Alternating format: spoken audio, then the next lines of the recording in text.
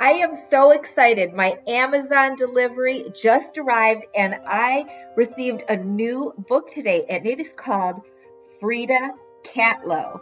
It is a story about Frida Kahlo's life, except instead of the artist as a girl, it is the artist as a cat. And there are so many fun cat puns in this story that I had to share it with you. So here we go. This is called Frida Kahlo. Frida Kahlo was a talented artist born in Mexico City in 1907. She and her family lived in a house called the Casa Azul. Frida and her father, Guillermo, were very close. He taught her all about photography. She would even help him develop photographs. When Frida was young, she got into a clawful accident. She stayed home to heal and had a lot of time on her paws. So she spent it painting until her art was perfect. First, Frida's paintings were portraits. She needed models, so she painted her sisters and her school friends. Frida was inspired by her Mexican heritage. She dressed in traditional clothing and often wore flowers in her fur. While she was in school, Frida met Dario Rivera, a famous Mexican artist. She showed him her art and they developed felines for each other. Dago Rivera and Frida Kahlo got married in 1928. Dago and Frida were painters for her entire 9 lives. In 1939, Frida was invited to France to show her portraits at a gallery. Paris's most famous museum, the Louvre, bought one of her paintings. It was the first work by a Mexican artist that they had ever purchased.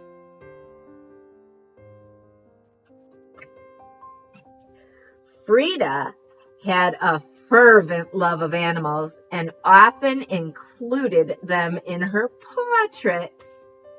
She had a pet deer, 2 spider monkeys, and a parrot and an eagle. One of Frida's famous works features a spider monkey. It's called Self-Portrait with Monkey and hangs in the MoMA in New York City. Frida Kahlo was often called a surrealist painter. However, Frida insisted that she only painted reality.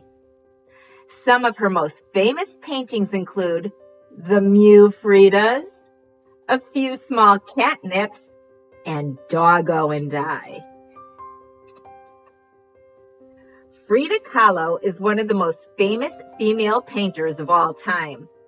Although she didn't sell many portraits during her life, many of her paintings are now worth millions.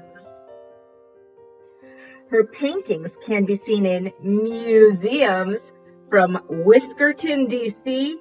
to Mexico. Fans of her artwork can visit La Casa Azul and see where she grew up. Her colorful style will not be forgotten. So I hope you enjoyed this silly story, Frida Kahlo. Heidi Ho Falcons, let's get started. Today you will need a 12 by 12 sheet of green paper that was in the pickup packet at Forrestal.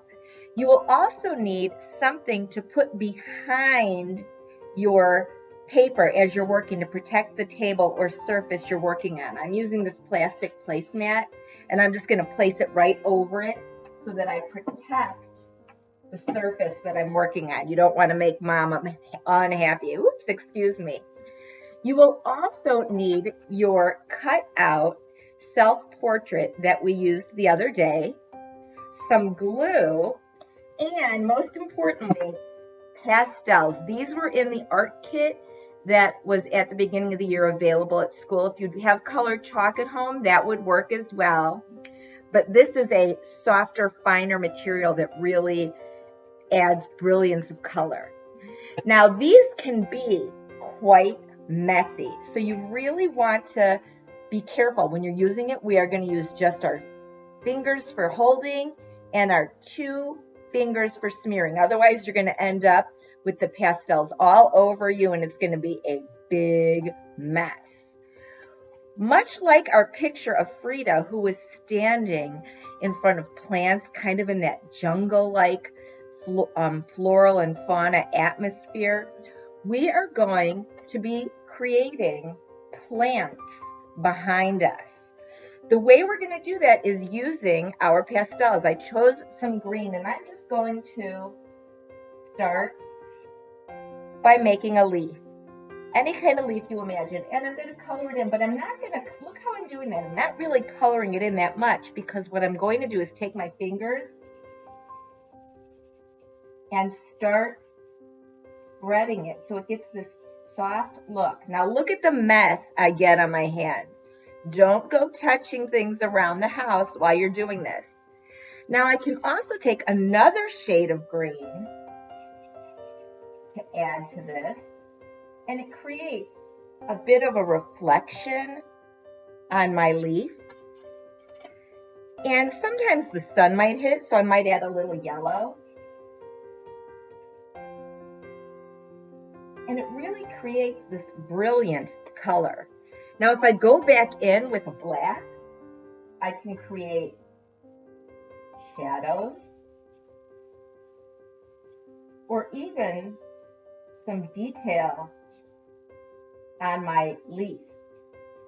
Now notice I never sat and colored with the pastel because it would waste the material and it would be a big, messy thing that got everywhere. So I'm very gentle, and I just use my fingers to spread the color. And you can see my fingers are getting quite messy. So again, don't touch things around the house while you're doing this. After I finish that one, I'm going to then continue and do some more. Maybe this time with a little brown.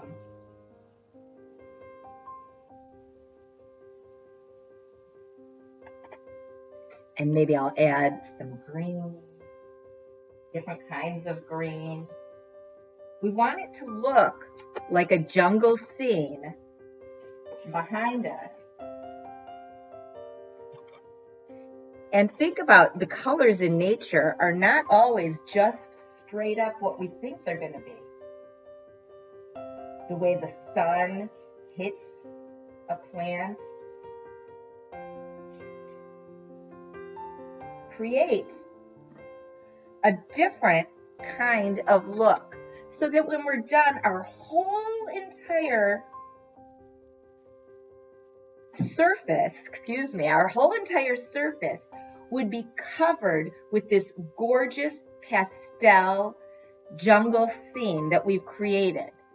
We will then take a little bit of glue, just a little bit, and like a pencil, drag it over the edges of our self-portrait. We don't want a lot of glue because glue can be gloppy and goopy. And we will, when finished, add our self-portrait to our paper. Here is an example of my finished product. It is my self-portrait gently glued on my pastel background. Now notice I used different colors to create this jungle scene that really made a beautiful composition. Here is one that my daughter did. She tried her best to make it look like her. And again, the jungle scene filled the entire page using the pastel chalk before we added and glued on our self-portrait. When you have finished, make sure you wash your hands and clean up.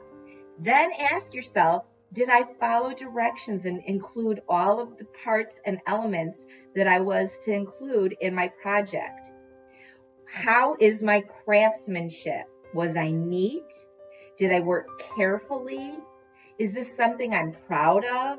Am I proud to put my name on this?